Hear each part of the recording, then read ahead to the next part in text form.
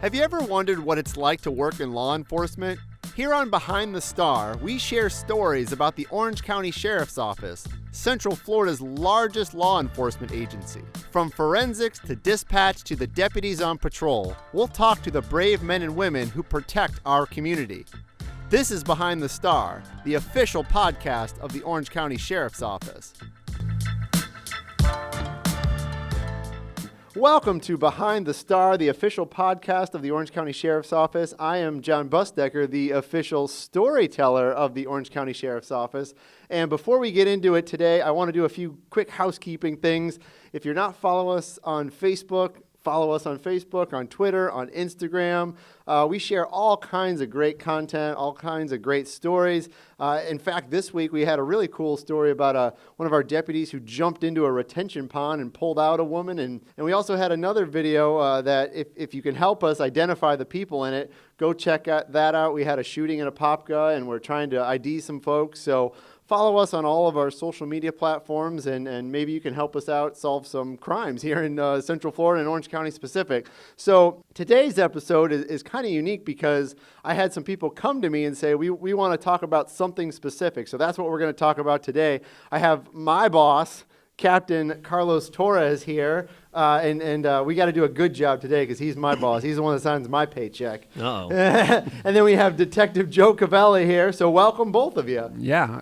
Do you put like the sound effects here and like the golf clap comes in that? Sure, I can do too? that. Yeah, I can Okay. add all kinds of things if you want me to. But so today we're specifically going to talk about one topic, which is going to be information that we release as an agency, especially when it comes to homicides. That's why we have Detective Covelli here, because he's a homicide detective, and that's why we have Captain Torres here, because he's in charge of the Strategic Communications Unit, which I'm a member of. So we're going to mostly talk about that, but before we get to sort of that subject, I want to talk to each of you about how you ended up here at our agency. So I'll start with Detective Covelli here. How did you end up here at the Orange County Sheriff's Office? They offered me a job. I mean, I was looking at your name, and if I was going to write a police sitcom / drama, I feel like I would name my character Detective Covelli. it's a good Italian name. It's a strong Italian name. It's not too popular. The Panera family owns that name too, so I'm always associated with Panera bread. Like a sandwich? No, the Covellis own Panera. Oh, okay. But how did you end up here at the Sheriff's Office? So I got my undergrad in political science up in North Carolina. I always wanted to go into the FBI. I wanted to do something in cybercrime, so I went to UCF, got a master's in criminal justice with an emphasis in crime analyst. So I got certified. So I was learning all the computer stuff, but back in the 90s, that was still cutting-edge technology. It wasn't really there. So to go to the FBI, you'd have to have some law enforcement experience. So enrolled myself in the academy, was, going through it. I got picked up by the Orange County Sheriff's Office probably towards the end because they didn't want to pay for me. So they picked me up. I got the graduate uniform. And then I started working here. I really liked it here. I liked the people I was working with. And I made a career out of it. And I just kind of diversed myself through my career, started in patrol, became an FTO, went to TAC, which is like a proactive unit. Then I became a detective for like the last 10 years, and then I just rose through the ranks, and now I'm the sergeant in homicide right now. So truly enjoying it, loving it. I probably wouldn't change anything for the world right now. So your specific job is to investigate homicides? That's all I do now is all death investigations. To somebody who doesn't do that as a job, that sounds terrible. It does, because you see the worst of the worst. I mean, you're surrounded by death. I mean, the detectives that go out to all these things, this is all they see. They don't get to investigate other types of crimes, that we investigate. It's all their investigations have to deal with people who are not with us anymore. But I assume it's rewarding in the end, hopefully, because you get to deal with families and help families maybe solve crimes and get closure for their family members. Absolutely. Yeah, absolutely. I mean, I always say this, you got to put yourself in that situation. If you had someone who was murdered, who would you want investigating that? So I want to make sure my detectives are at top of their game. They're doing everything the right way. And we are here to give those families that closure that they deserve. And the victim. I mean, he deserves it too. Even though he's not with us anymore, they deserve that closure also. Yeah. And so we do the best we can. Sometimes it doesn't happen right away. Sometimes it might happen 5, 10, 20 years. It's going to happen. but it doesn't happen right away all the time. Yeah. And so Captain Torres, how about you? How did you end up here at the sheriff's office? Well, I just celebrated my 22nd year here, so super excited about that. When you first start here, they tell you, you eventually you'll see the light, and I really truly don't want to see the light yet, because it's just been a great experience, and I love truly what I do every day. I still get giddy every morning to put my uniform on. I'm pretty sure Joe can attest to that. Though he wears a nice suit and ties now. You wear a uniform, he wears a suit and tie. Exactly. It's nice not wearing that belt, though. Oh, yeah. Believe me, I'm the best, right? Especially when it's a nice hot summer day in Florida. But no, I pretty much, same thing. I had a passion for this, and I was able to attend the academy like you. I didn't have a job initially, so I kind of put myself through the academy. But when I graduated, I applied everywhere like they tell you to do, and I was very fortunate that back then they had a grant and they were hiring deputies for Orange County. And I was one of those few that got selected. And 22 years later, I'm here. I've had the opportunity to work in pretty much every area of the sheriff's office. I rose through the ranks like Joe has, and I am currently the captain over the strategic communications. This is my second go around here. The first one I came in as a deputy back in 2001 and rose to the ranks there. I left what then was media relations as a sergeant, and because I felt I needed that experience as a patrol supervisor to earn my wings, and then I had the opportunity. I'm going on my second year now here. In January, will be my second year here as the commander over the strategic communications. Like we always do at the sheriff's office, the sheriff likes to move managers around so we can get diverse in what we do and not become complacent within our positions. And so they did some movement, they did some promotions, and this position came available as a result of a promotion, and they said, "Hey, you want to take a dab at this?" And I'm like, "Heck yeah, I'll go back. I enjoy doing what I do." And you sort of alluded at this when you did this before. It was called media relations. Now we're called strategic communications. And some people say, "Well, why did you change the name?" And maybe you can explain that. Why are we called strategic communications? Absolutely, because our job is more than just dealing with media. So our job deals with all platforms of communication, deals with internal and external communication. And so we didn't want to just be, labeled as one source that only does one kind of thing. For example, you are one of our newest members here, and we saw the opportunity to do something different. And strategically, we felt that it was a great idea. The sheriff felt it was a great idea to bring an individual who could just highlight and showcase some of the great work that we're doing. And this is the first time that we're actually doing podcasts in the history of the sheriff's office. And technology's out there. And the great thing about this section is that the creativity that comes out of this office is just amazing. And for us, and I don't hate to say it in a cliche way, but the sky's the limit for us. And True. we really, truly want to do some fun stuff and put some good product out there. So saying that, but also going back to media relations, that is a big part of what we do in strategic communications. Every day we have phone calls from the television stations, the newspapers asking questions about particular things that happen here in Central Florida. And one of those things, unfortunately, is homicide every now and then. And so that's why we wanted to do this podcast today, to speak specifically to information that comes out after somebody is killed or murdered, or there's a homicide here in Orange County. So why don't we start from sort of the beginning? Let's say Detective Covelli, you get a phone call that there's a suspected homicide somewhere in Orange County. What's sort of the steps after the initial response? So once the patrol responds, secure the crime scene, just make all the notifications they need to make, usually to CID. That means we start rolling out. And what's CID for? Criminal Investigations Division. Okay.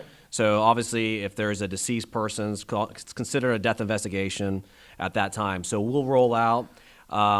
If it's an obvious murder, then I'll probably bring out a couple more detectives. So if we have a murder, we're probably rolling out with 4 detectives and a supervisor, and starting our investigation. So we make sure the scene's secured first, make sure the deputies have the crime scene contamination sheets going on, that everybody that enters the crime scene is documented. Make sure our forensics unit is also on their way, if not already there, starts processing the scene. And we start doing our canvas, which is basically looking for videos, talking to any type of witnesses, neighbors. And when we talk about videos now, it's amazing because everyone has Arlos. They have the Nest cameras, Yeah. the doorbell rings. And it's just amazing. It's not your traditional video, a street light at a street light at an intersection, or at a restaurant or convenience store, something like that, a strip plaza. So we're looking at people's houses now. So we drive around and we're like, oh, he's got a video. We'll knock on the door. Hey, can you share your video with us, please? And they're like, yeah. And also the Ring. People that volunteer to send to Ring videos to law enforcement, we can do a Ring request. So we geofence a certain area, and we can do, and they can all send us their videos for the times we're asking. Wow. So it has changed tremendously from the way back in the day when the guys were like beating the streets to this whole new, electronic revolution that we're in right now. But that's how we get started, and then things just progress from there, from like the interviews and what route we're going to go. So then, meanwhile, Captain Torres, so while this is all happening, the detectives are on the scene, our deputies are there. I've only been here a few months. I've actually been to one scene. I think it ended up being a suicide, but it was still, everybody was there, police tape everywhere. While you guys were doing your job, I know the news media was out waiting to do their job. And so while this is all happening, what happens in strategic communications, Captain Torres? I mean, what kind of goes on then? So initially, just like Homicide has their initial notification, so do we. And so sometimes we are notified by patrol, we're actually notified by the Criminal Investigations Division, or we're actually simply notified by the media, because the media does monitor our calls. And when they see a call, they definitely will call us to find out what's going on. And like Sergeant Covelli said, that because of technology out here, everybody has a cell phone. Everybody is out there taking pictures, taking videos, and they're probably taking videos of scenes or sending it to the news outlets as well. So sometimes the news medias are getting information from people that are on scene, that are residents, that are bystanders, that are potentially, some of them are witnesses. And so they want to get more details from us, because once patrol gets there, they secure the crime scene. The wonderful yellow tape goes up, which means, at this point, from this point forward, it's considered to be a crime scene. It's a secured area. So there are certain locations where the media can't get access to get information. So we become that voice for the investigation. And so we rely truly on what the detectives want to get out, if they need to get out anything immediately, or if there's information that simply they rather not get out. Why? And Joe can probably jump in here, because on homicides are probably the hardest cases to investigate. Yeah. It's like, we investigate a lot of crimes, and we receive a lot of crimes for service. But when you're looking at homicide and you're looking at the intricacies and the detail that goes into a homicide investigation, unfortunately, unless you have a lot of witnesses that observe this. And sometimes Joe has cases where there's a lot of witnesses and nobody talks. Yep, those are some witness issues that we have sometimes. And so, think about that, you have the largest jigsaw puzzle that you have to put together, and it's missing a couple pieces, and people have these pieces. So you have to go and find where these pieces are so you can, put it together. And so what I'm referring to is that some people have this information that detectives need, and only they have this information. And this could be, maybe they saw something, maybe they saw a car pull out, or maybe they actually saw the shooting. Who knows? Or however the homicide may have occurred. And particularly that the person that is responsible for that death, right? They have the details. They know what happened. Specific details. Correct. And so the detectives want to preserve that information, because that information is truly what's going to make their case successful when it comes to that prosecution. Not that it's based on that testimony, because their homicides, and Joe, please jump in, but their homicides are based on evidence. It's based on other testimony, on videos. But certainly what detective does not want a confession from a person who's responsible for a crime? So you look at, you have your forensics evidence, and then you have your eyewitness testimony, and you want to make sure that what the forensics evidence is telling you matches up to your eyewitness testimony. So case in point, where you have a homicide, you may not have any witnesses to it, but you have certain people that the shooter or the guy who did the murder probably divulged some type of information to them. And that's where tips start rolling into crime line and so forth like that. Well, we get a lot of tips on homicides, and the hardest part about the tips is vetting them. Oh, yeah, I can imagine. So you want to make sure you're vetting. Like, if we have to vet every single tip, it'll be very difficult. I mean, we only have about 12 homicide detectives right now, right? So when you can read a tip and it has certain specifics that only somebody would know that it was either there or that the shooter or the guy who did the homicide told, they have specific details, you know that's a pretty credible threat. I mean, it's a pretty credible a tip. So on a particular homicide, do you get, just a massive amount of tips and some are just garbage? I mean, I hate to say that, but are some just garbage? Depending, yeah, we get some that are garbage that like something so-and-so did this and it's like nowhere near what really happened there. Do those people think they're helping or do they think they're just I guess I can think of scenarios where they want to throw you off, and that could be it. It's really hard to say if they think they're helping or they don't think they're helping.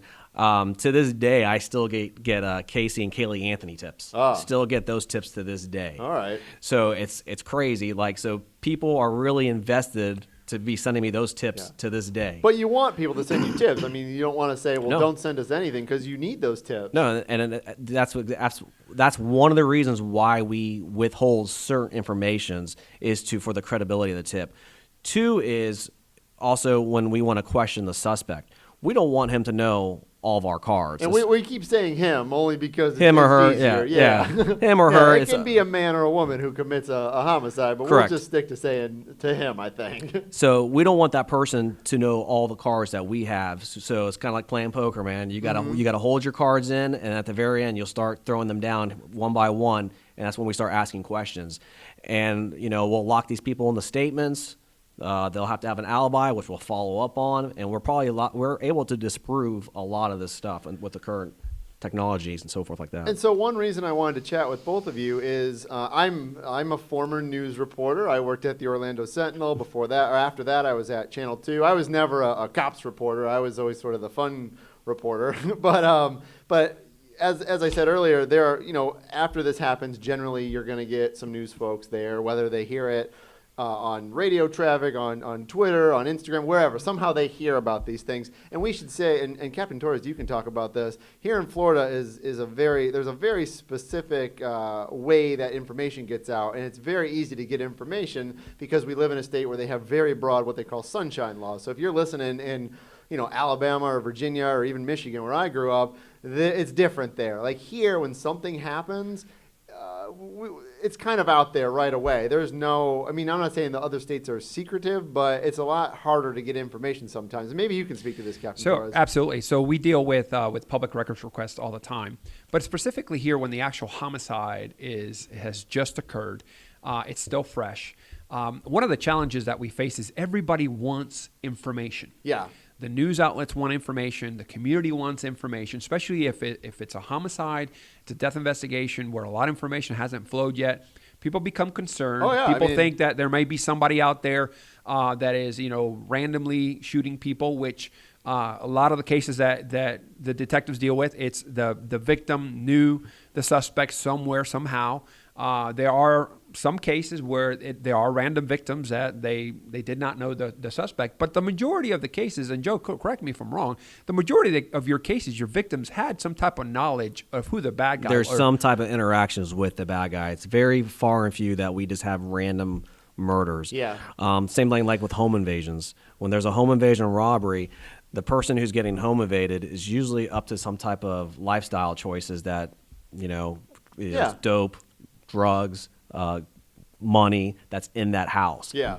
Because your normal person doesn't carry wads of cash in their house and they're getting home invaded. And that's not always presented sometimes when you see stories. Most of the time, probably because the news don't have the information yet. So, it's easy to say a home was invaded, somebody lived there, they were hurt, they were tied up, and the people got away with $10,000 in cash.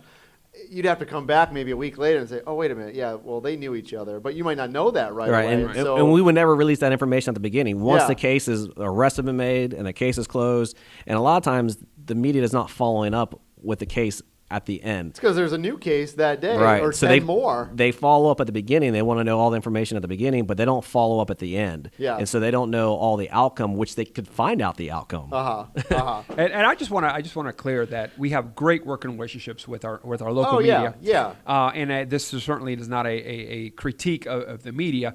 We understand that they have to do their job, Yeah. and we have to protect the integrity of the case at all times.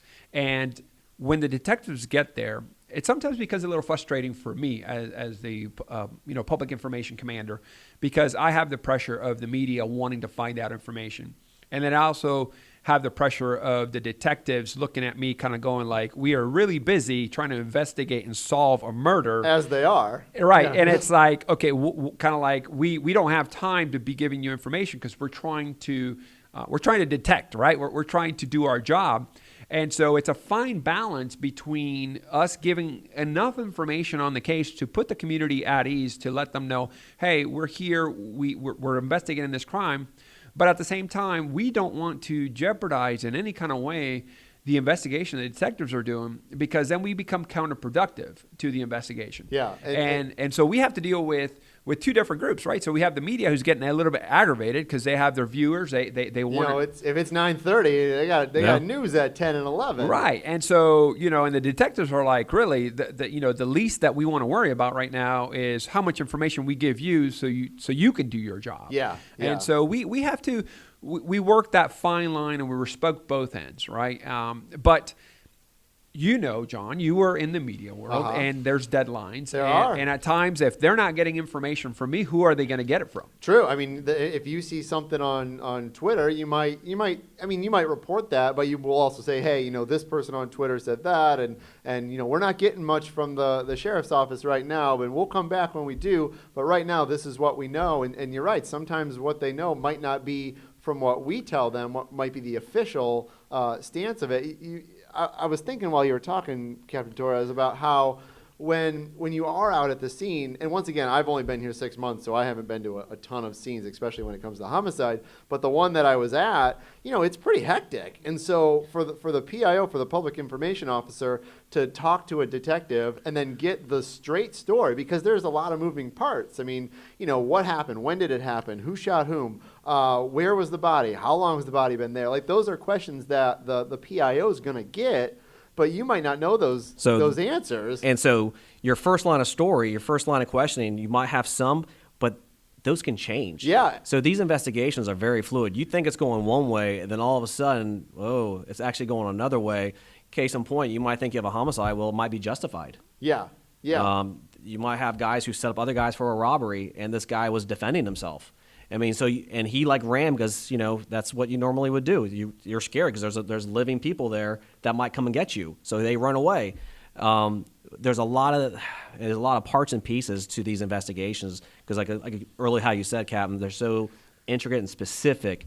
And you got to make sure you can't get this wrong. Yeah, and that's something that I know Captain Torres can probably talk to, because you don't want to go out in front of 10 news cameras and say the wrong thing, and that's incorrect, because if in tomorrow or an hour it's totally different, you look like a fool up there. Right. And one of the things that we try to do is always give accurate information. So as an organization, we are the voice. We are the face, are the media relations, the public information side of it. And so we want to make sure that the information that we're putting out is true and correct, because we don't want to have to correct ourselves, right? And so we want to make sure that the detectives are giving us the most accurate information that they have. Mm-hmm. And at times, like Sergeant Covelli said, they don't have that. And we have had, in my 22 years in law enforcement, we've had cases where, just like Joe said, it starts here, and then we think it's a homicide. It ends up being an accidental shooting where the individual was at the wrong place at the wrong time with a friend, and the gun goes off, and it appears like, okay, that he was intentionally shot, and they weren't. Yep. It was just an accidental thing. Yeah. And so the community thinks, oh my gosh, this is what it was, and we have to come back and fix it.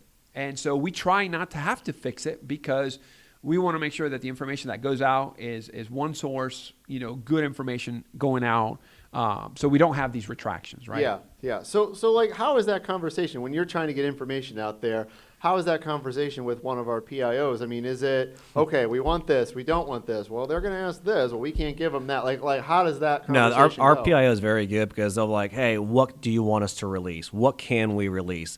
And we'll have a discussion about it. And then we'll release certain things that we think that are necessary to be released. So how do you make that determination? How do you pick what needs to go out and what doesn't need to go out? For instance, say like the victim's name. We make sure that the next of kin, someone that is close to that person, it'd be a spouse, son, daughter, someone who's very close to that person, we make the notifications necessary before that gets publicized over the news. So you don't want them finding out on Facebook absolutely. that their son or daughter So was like something like murdered. that, they'll like, hey, can we release the name? Not yet. We're still trying to make next of kin notification. And so when we do make that notification, we'll say, okay, it's released. And every investigation is a little bit different. There's certain informations that we will release. There's certain that if it's just like the suspect's going to know what happened, we probably won't release too much on something like that. I mean, I don't know if you can think of something off the top of your head, but like, well, what like would be an instance? injuries. How did this person sustain the injuries? Was it a knife? Was it a shovel? Was it a gun? Certain things that the suspect only knew how he did it. And so when we receive those tips that are coming in, like, hey, this person used a shovel, and we have an injury that's consistent with the person using a shovel, that gives validity to that tip. Okay. Now, if I come out and said, yeah, he was murdered with a shovel and all this kind of, I just gave all my cards away. And so then people are going to start coming in, this person did it, this person did it, he used a shovel, he used a shovel, he used a shovel. And I'm just going to get a bunch of names that, okay, now we have to look into every single one now. Yeah, and as a former reporter, I mean, if I'm at a I don't want to say a press conference, but if I'm if I'm outside of a scene, I mean, yeah, one of my first questions would be, well, how did they die? How did they get killed? And you're right. I mean, you don't want to give everything away right away because it could harm your investigation later down the road. And sometimes, we don't have the luxury of our cases being solved in an hour like some reality shows. That would be nice. They go out there, they get the call, they're at home, they get dressed, they go investigate, and by the end of 60 minutes, the case is solved and it's going towards prosecution. So we don't have that luxury, right? Because we live in the reality, our reality, which is that, when these cases happen, time is sometimes running against us. And so detectives have to chase every lead down in a way that, they're doing it so they're preserving, the integrity and the evidence of the case. And we on my end, I don't have that luxury sometimes to wait that long because, some of these cases become very popular and they go viral. And what I mean by going viral, when you have all the news outlets reporting information, then, we have to. When I was trained years ago by a great individual, unfortunately he passed a couple years ago, he told me, he says, listen, the media is like a lion, and you have to keep them fed. Yeah. And so you got to give them at least something to keep them fed, because if not, they're going to attack, right? Because they're hungry. They want to get information. And so I'm trying to find that little snack that I can give them from our detectives that can just put them at ease for a minute so they can at least do their job without compromising what they're doing or what leads they're doing. And that becomes a very interesting balancing act. Yeah, and I'm sure it's changed a lot in the last 20 years. I mean, going back to maybe when you did this your first time around, even when I first started being a reporter, I started in 2006, so not that long ago, 13 years ago. Back then, we had the internet and Facebook was pretty new, and I don't even know if Twitter existed yet. And, you did a story for the paper, or you did it for the 6 o'clock news or 11 o'clock news. Well, now, I mean, it's a constant flow of information. And so if you have reporters, I mean, they're tweeting, and that's their job. I mean, but they're getting information out there, and they want to update their Facebook, and they want to put out content everywhere on their websites. And so, it's not just hitting those certain times a day. It's well, what do you got for me now? Okay, what do you got for me now? I need to put something out. Well, funny that you should mention that, because when I did that back in the early 2000s, you would wait for the 11 o'clock or the 12 o'clock or 6 or 7, whatever it is, for the story to come out. I've actually now been on scenes and the news has already been reported on a social media Yeah, platform. because they can live stream anytime they And want. so 24-hour as news cycle. right, and so as we're there live, I mean, the story is actually done. It's being reported. They don't have to wait till that next newscast to watch it. I mean, it's being done there live, and it's being tweeted, and it's being posted on Facebook and all the other social media platforms. And so one of the things that I wanted to be able to kind of shed some light is, when we go out to a scene, people, it's like a book, right? So they have the cover of the book, and the cover has some pictures on it, and that's what they think the book is going to be about. They read the introduction because that's exactly what they've seen initially. They get to the middle of the book, but then as they flip the next page, it's empty, right? And the page is empty. So the reader wants to put an end to it, so they kind of put the ending to their own book. And so that's what we find sometimes is that, some news outlets, some people that are there, bystanders, they start creating what we call the false narrative, right? Okay. And so they start saying things that are not realistic, that are not true, because perhaps maybe they're seeing a SWAT vehicle show up. Mm-hmm. So now they're thinking it's a barricaded situation. Well, interestingly enough, we just had one of these recently, and we have a way that a process here, and any warrant that are high risk, we get our tactical team involved, which is our SWAT team, and they execute those warrants. Doesn't mean that they're actually finding a bad guy. If there's a bad guy there, great, right? Because that's what we want. But at times we don't know if there may be a bad guy, but we have to be, cautious. Well, when they start seeing some of this equipment that we're bringing out, that's when that narrative starts building. And then, unfortunately for us, it makes it a little counterproductive what we're trying to do, because then we have to somewhat very strategically be able to, without compromising the case, we have to kind of answer some questions as far as why we're having some of these vehicles there. Why are detectives doing the canvases that they're doing? Why are they going to certain locations when they're doing their investigations? And of course, this drives them crazy. And Joe actually gave us some really good props that they work really good with us, and they do. However, I will have to say it's a family, and it's like a sibling. It's a love-hate relationship where, I'm pretty sure they're when they're in the midst of it and they get a call from somebody on my team, they're probably looking at that phone going, It's usually me. right? It's like, really? What do they want? Really? Can't you see I'm working here? Well, the funny part is on our end, we're all going, okay, who's going to call Covelli? Who's going to call Covelli? Who wants to get on the phone with him? And unfortunately, it's the person who's probably assigned to the story. It's the young guy. Yeah, it's the young guy. And I want to say something real quick. I keep calling you Detective Covelli. No, we're Sergeant, right? Yeah, I'm Sergeant, but I'm still a detective out there, man. I'm still so both. either one is kind of correct, but I you're good. apologize. This whole time we've sort of talked a little bit about kind of our relationship with the news outlets. Sergeant Covelli, I'll ask, there are certainly times where you might need the help of Channel 9, Channel 6, Channel 35, and getting the word out helps. Yeah, absolutely. Media is our best friend. Yeah. Honestly, this is our community. Those guys in the media, they live here too. They want these cases being solved as much as possible too. So I understand that.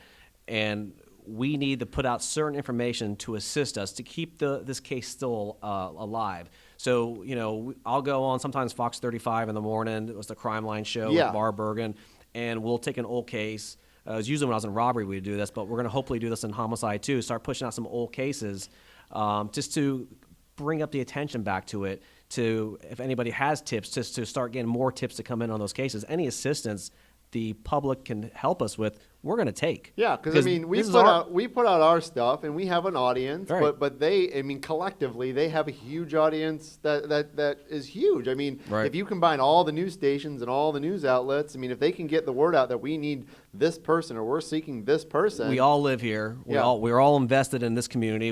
Some of us all have kids, children growing up in this community, and we want our kids to be safe just like anybody else.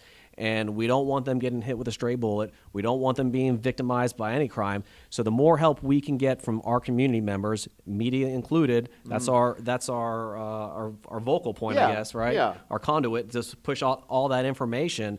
We'll take it. I'll take all the assistance I can, man. If we can start solving a bunch of homicides, fantastic. Yeah. And throughout my career, I've seen that our partners in the media, they get emotionally invested as well. Yeah. Especially when it's a very unfortunate case, and every single death investigation that is a result of violence is it's just a very unfortunate situation, and we feel for the families of those victims that now don't have a loved one.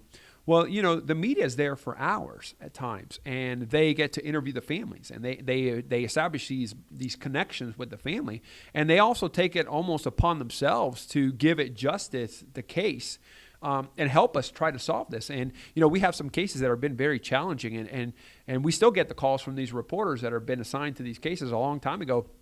And they're calling up, they're following up, they're going on their own to neighborhoods to try to seek more information to help us solve these crimes. And we can't certainly ignore that. And that's very important for us because when these cases happen, unless it's one of those where the person who's responsible is turning themselves in. Which probably rarely happens. It rarely happens.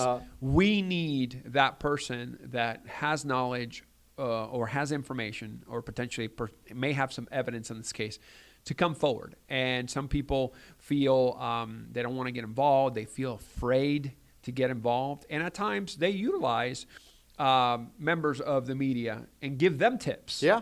And say, hey, listen, I know about this information. And responsible reporting will tell you that, you have to confirm the information coming from the source, right? Because they will put themselves in a bad spot if they start saying information that is not true or it hasn't been corroborated. So they always, say, hey, we received this tip, what do you guys say about this? And some of the tips, the sergeant will say, no, it's way off. Or they will say, hey, yeah, we may want to talk to that person. Yeah. And so we've had cases where reporters who have been invested in the case have put the detectives in contact with a potential witness that's helped them further the case. Yeah. So, those are cases that we applaud, and we're so grateful that somebody felt comfortable enough to call somebody in the media and say, hey, I have some information. Certainly, we and Sergeant Covelli will probably reaffirm this, that we want the least amount of people involved when it comes to testimony, right? Because we don't want testimony to get contaminated. We don't want testimony to somewhat take a different narrative, because once you start talking about it, and I'm the person that saw it or has information, and I start hearing other people, I start doubting myself, right? Because I'm hearing stuff and I'm like, the information that I had is that correct? So, we always want that people that have information to contact us, right? And if they're afraid to contact us, there's always Crime Line that they could do it anonymously, and a detective will follow up on that tip. What's that Crime Line number? It's 1-800 423-TIPS. 423-TIPS. Yeah. So if you do know you have any information on whether it's a homicide or maybe it's not a homicide, we have lots of cases where we need tips on. Absolutely. You can always call that, and it's anonymous. I try to stress that it is anonymous. So, if you have anything. And the good thing is they can go on the website and they can do the tips on their website also. And the detective, the crime line operator, and the tipster can have back and forth communication. Oh, and okay. we never know who that person is. All right. Well, maybe we'll come back to that one day and chat about that. Yeah, we can ask questions to them about specifics. All right. So, I guess this all boils down to we all have jobs. You have a job solving homicides.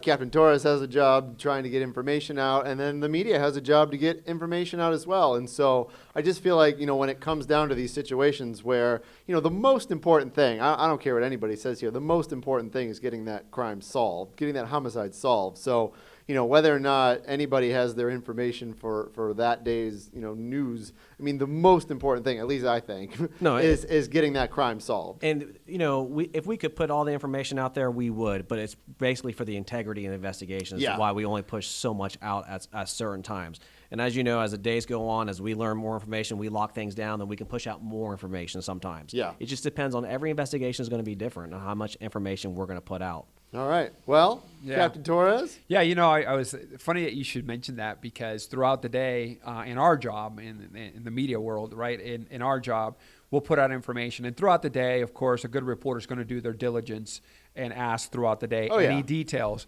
And so the interesting part is that, homicide detectives are very protective of their information. And at times we have to get with them and go, hey, do you have any details? And at times they get so wrapped up in their cases that they go, oh, yeah, sure, you can release this information now, which is a good follow-up that we do. So we do appreciate the follow-ups from the media to say, hey, is there anything else going on? Because we then contact the detectives and say, hey, can we release more information on this? Sometimes we're told no.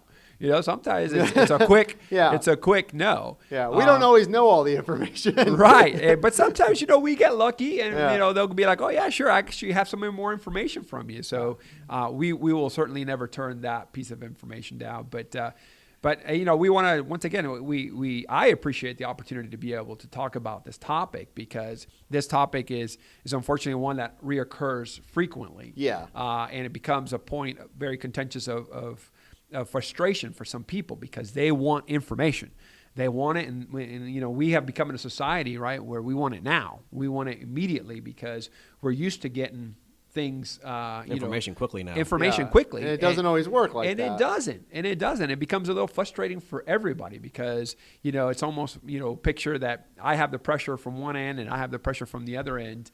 And honestly, we try to do our best to make sure that the information is flowing, but that we're protecting the integrity of the case. And that's what's important. Absolutely. All right. Well, Captain Torres, Sergeant Covelli, thank you so much for joining me today. And Thanks for having us. We'll see you guys next time on Behind the Star. Thanks for listening. Don't forget to subscribe to Behind the Star. You can find us wherever you get your favorite podcasts. Also, follow us on Twitter, Instagram, Facebook, and YouTube. Until next time, I'm Jon Busdeker, and this is Behind the Star.